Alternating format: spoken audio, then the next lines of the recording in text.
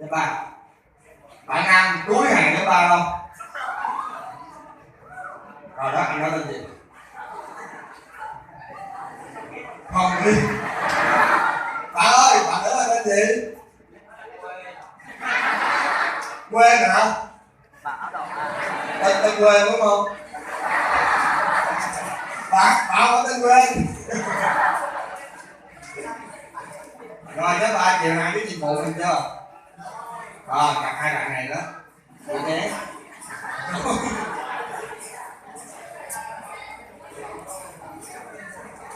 Rồi, có một thông báo rồi các bạn. Ủa sổ này của ai? À. Đúng không? Con thử rồi phải không? Nãy bạn ghi nhặt được. Rồi. Bây giờ các bạn sẽ chào mừng một người đến trễ.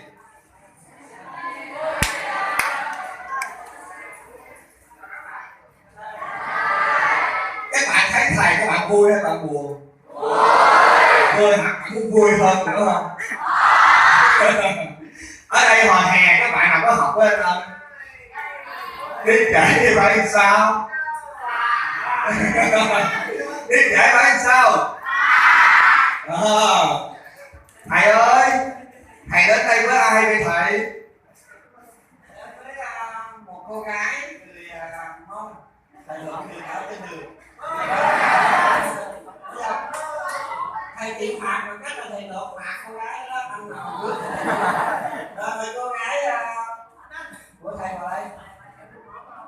Rồi cô gái này tên gì vậy thì các bạn đây là thầy lượm phạt rồi đó nha.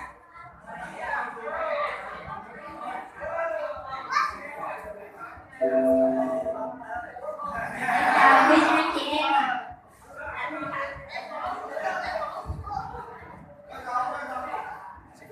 nó luôn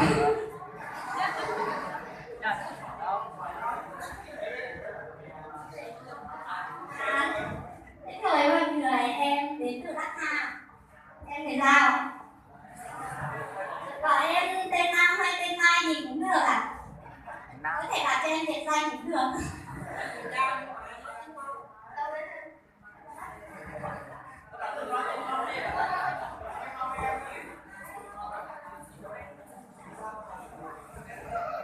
Rồi, bây giờ thì để cho thầy Thiện nghỉ ngơi một vài giây thì xin mời các bạn Mai nó bước ra đây. Cô Mai ơi, bạn Nam và Mai ơi, chưa có vô tâm đâu bước ra đây. Lý do nào bạn đi trễ? Dạ đường xa với xấu quá. Đường xa với xấu quá, ai chở? Dạ thế thì Bây giờ bạn bị phạt cả hai này chịu không? dạ có. Các bạn chưa biết bạn là ai đúng không? Hay lạ đúng không? Bạn biết nhảy chiếc đàn em không? Không hả?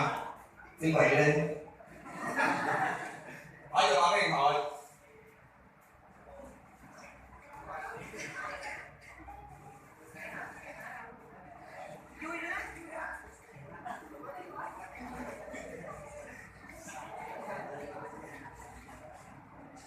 Rồi, các bạn lên đây.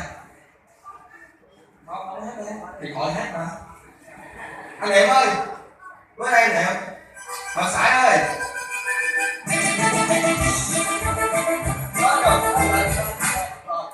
Rồi, Sải bước lên đây. Bà Xanh ơi, bước lên đây. Rồi, Vẫn ơi, anh Vẫn ơi. Ê, điện thoại bước lên điện lên. Anh Niệm,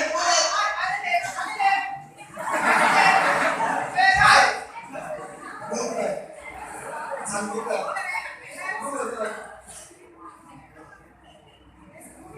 Rồi, vô hàng. Rồi, xử lên luôn.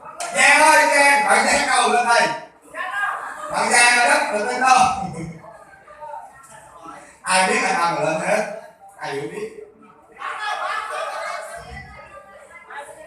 Rồi, mình chờ xíu luôn. Lên. Rồi, mời tất cả mọi người đứng lên.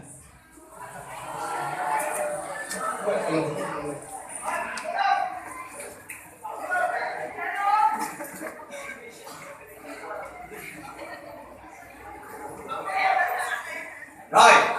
chúng ta sẽ khởi động nhẹ để chúng ta sẽ bắt đầu vào chương trình hồi lưng, hiểu không? Rồi, xin mời âm thanh.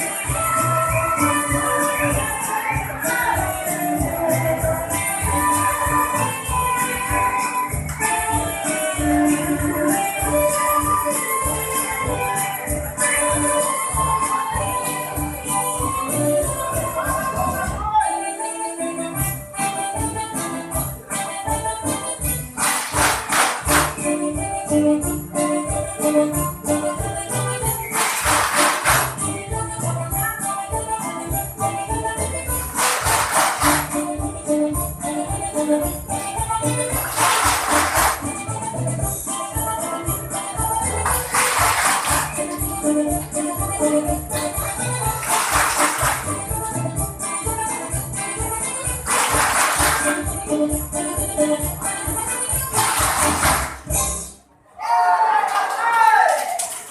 lỗ tay con lỗ tay. Rồi mời các bạn ngồi xuống, còn mời bạn về chỗ.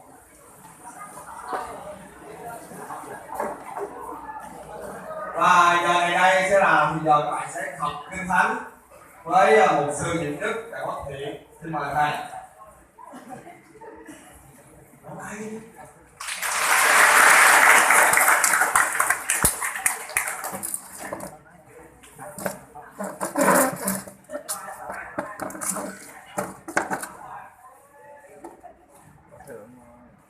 Rồi, lời đầu tiên là cảm ơn Chúa cho thầy được gặp lại các bạn.